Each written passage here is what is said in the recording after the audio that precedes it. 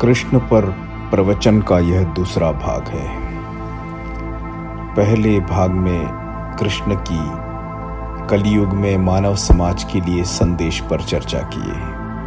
आज का प्रवचन कृष्ण की मनुष्य को आध्यात्मिक संदेश पर है।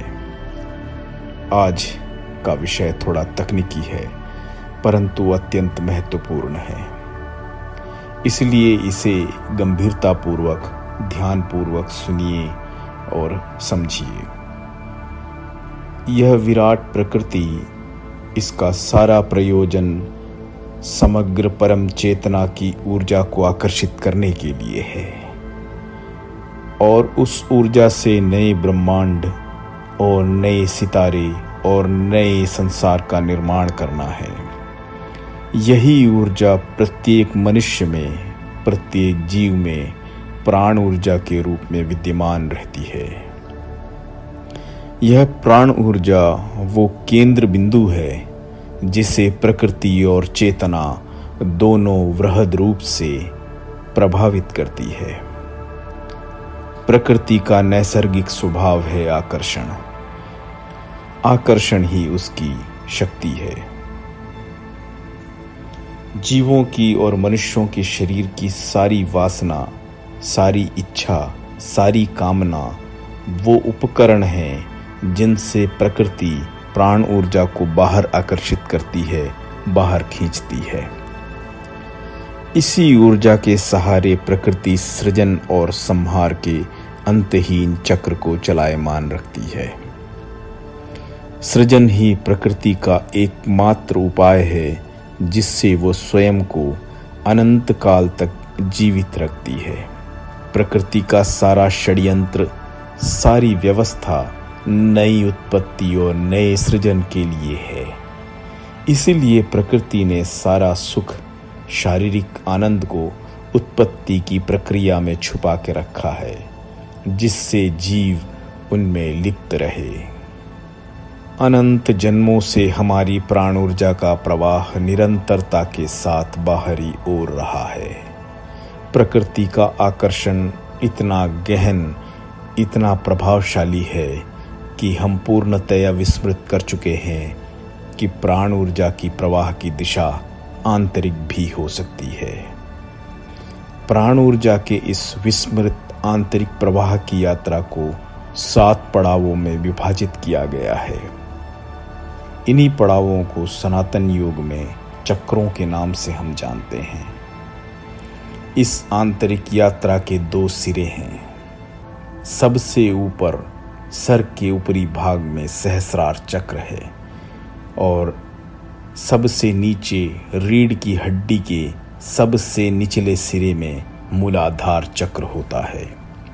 मूलाधार चक्र प्रकृति के सबसे निकटतम चक्र है। इसी चक्र में हमारी सारी इच्छा, सारी कामना, सारा सुख, सारा दुख, सारा संसार इसी चक्र के चारों ओर निर्मित होते हैं।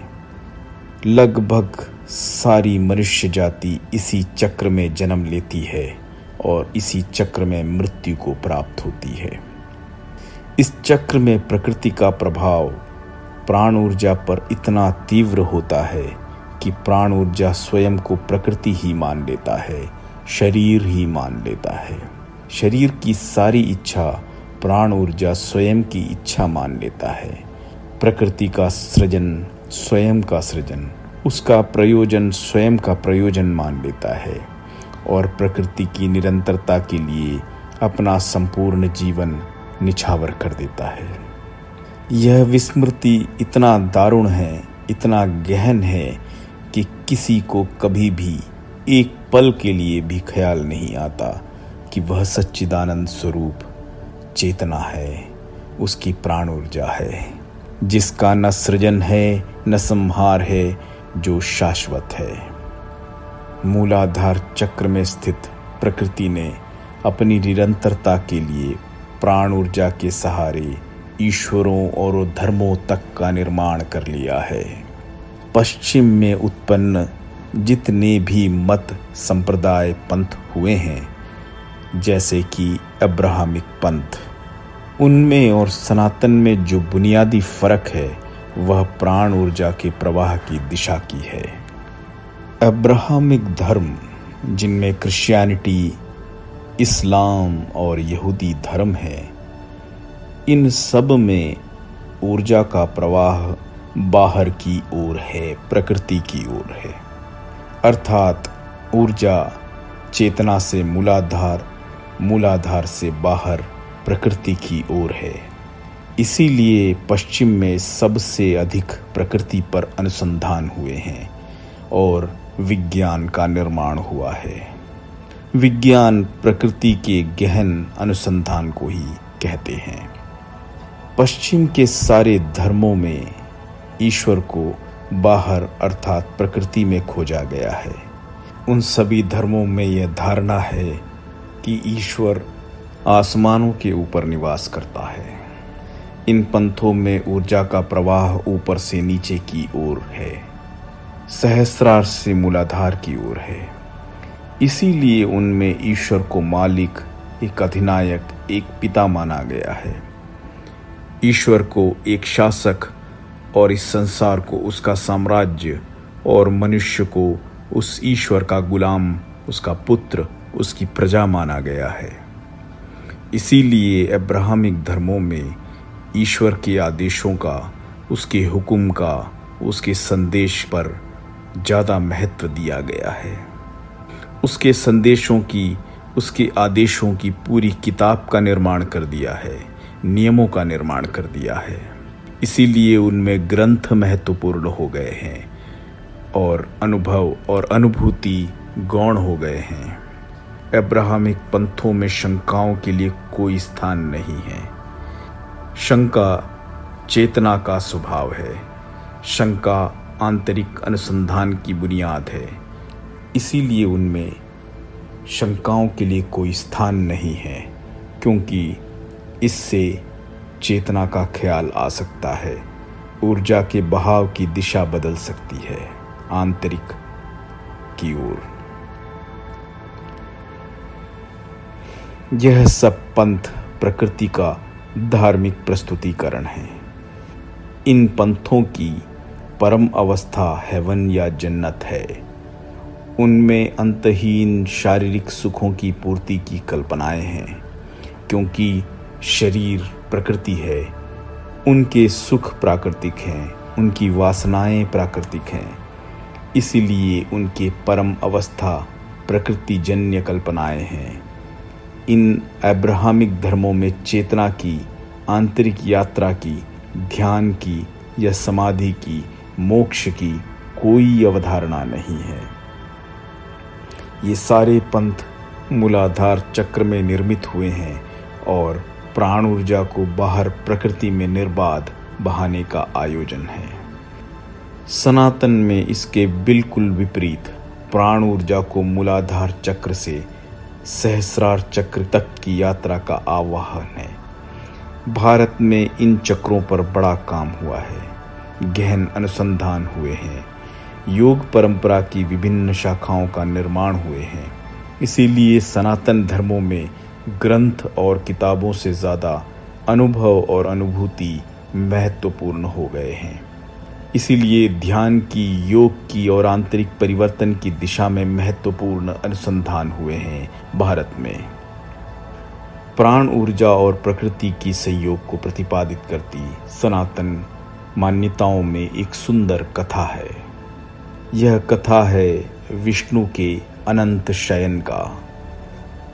कथा ऐसी है कि विष्णु क्षीर सागर में शेषनाग नामक नाग पर सो रहे हैं और उस सुप्त अवस्था में ब्रह्मा विष्णु जी के नाभि से उत्पन्न होते हैं, एक कमल के फूल पर। यह कथा बहुत प्रतीकात्मक है। विष्णु समग्र विराट चेतना की, जिसे सनातन में ब्रह्म कहा गया है, उस ब्रह्म चेतना की विराट प्राण ऊर्जा का प्रतीक है। वह समग्र प्राण ऊर्जा सुप्त अवस्था में है, सो रहे हैं। इसीलिए विष्णु सो रहे हैं। उस विस्मृत सोते हुए प्राण ऊर्जा के मूलाधार चक्र के पास से नाभि से ब्रह्मा, जो कि इस विराट प्रकृति का प्रतीक है, उसका निर्माण हुआ।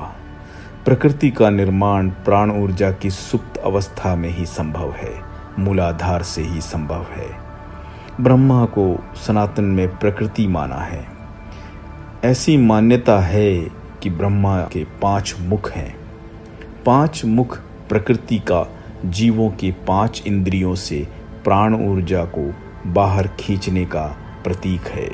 इसीलिए सनातन ने ब्रह्मा की, जिसने यह विराट प्रकृति का निर्माण किया है, उसकी कोई पूजा नहीं होती, क्योंकि वे प्रकृति के प्रतीक हैं। और शेषनाग मनुष्यों के शरीर में उपस्थित सुषुम्ना नाड़ी का प्रतीक है। सुषुम्ना नाड़ी वो मार्ग है जिससे होकर प्राण ऊर्जा मूलाधार चक्र से सहस्रार चक्र की ओर यात्रा करता है। यह सुषुम्ना नाड़ी का आकार एक सर्प के समान है और यह मूलाधार चक्र में प्राण ऊर्जा को घेरे हुए रहता है, जैसे कोई सांप कुंडली मारकर बैठा हो। इसीलिए इसे कुंडलिनी योग कहते हैं। इस सुप्त अवस्था में प्राण ऊर्जा के जागरण की प्रक्रिया को कुंडलिनी जागरण कहते हैं। यह कथा हमारे शरीर की प्राण ऊर्जा को प्रतिपादित करती है। हमारी प्राण ऊर्जा सुप्त अवस्था में है, सुषुम्ना नाड़ी में है, और इसी सुप्त अवस्था में हम मूलाधार चक्र में शक्ति के क्षीर सागर में अपने अपने संसारों का निर्माण करते हैं और प्रकृति की प्रयोगशाला का एक हिस्सा मात्र बनकर रह जाते हैं। प्राण ऊर्जा का सहस्रार चक्र की ओर यात्रा प्रकृति की मृत्यु है। इसीलिए प्रकृति का सारा प्रयत्न प्राण ऊर्जा को मूलाधार चक्र में रखने की है। परंतु मूलाधार चक्र में प्रकृति के विराट आकर्षण के संसार में एक अद्भुत घटना घटी। यह घटना स्थापित स्वाभाविक प्राकृतिक नियमों के बिल्कुल विपरीत था। यह एक आध्यात्मिक रूप से असंभव घटना थी, परंतु यह घटित हुई। यह घटना थी चेतना सहस्रार चक्र की अपनी संपूर्ण वैभव, अपनी संपूर्ण प्रेम स्वरूप के साथ मूलाधार चक्र के प्रकृति जगत में उतर आया। यह कोई साधारण घटना नहीं थी। ऐसी घटना संपूर्ण सृष्टि के इतिहास में कभी भी नहीं हुआ। उस असाधारण घटना का नाम है योग योगेश्वर श्री कृष्ण। श्री कृष्ण का आगमन मूलाधार चक्र के प्राण ऊर्जाओं के संसार में एक अभूतपूर्व घटना है। ऐसा कोई दूसरा उदाहरण हमें किसी भी कालखंड में नहीं मिलता, किसी भी सभ्यता में नहीं मिलता, किसी भी धर्म पंथों और मान्यताओं में नहीं मिलता। कृष्ण सहस्रार चक्र के प्रतीक हैं। इसीलिए सनातन मान्यताओं में कृष्ण के विश्व रूप दर्शन के विभिन्न उदाहरण मिलते हैं। किसी और हिंदू देवी देवता, किसी और पंथ या मान्यताओं में ऐसी कोई विश्व रूप दर्शन का दूसरा उदाहरण नहीं मिलता। विश्व रूप सहस्रार में स्थित चेतना का विराट और ऊर्जावान स्वरूप है, जो प्रत्येक जीव में, प्रत्येक मनुष्य में है, जिसका उसे कोई स्मरण नहीं है, प्रकृति के गहन आकर्षण के कारण। महाभारत युद्ध एक अद्भुत घटना थी। इसे समझना बहुत महत्वपूर्ण है। महाभारत युद्ध इसलिए अद्वितीय नहीं कि दो सबसे बड़ी सेनाएं आपस में लड़ रही थी राज्य के अधिकार के लिए, या इसलिए भी नहीं कि उस युद्ध में विध्वंसक मारक हथियारों का प्रयोग हुआ था। यह युद्ध इसलिए अद्वितीय है क्योंकि उस युद्ध में कृष्ण उपस्थित थे।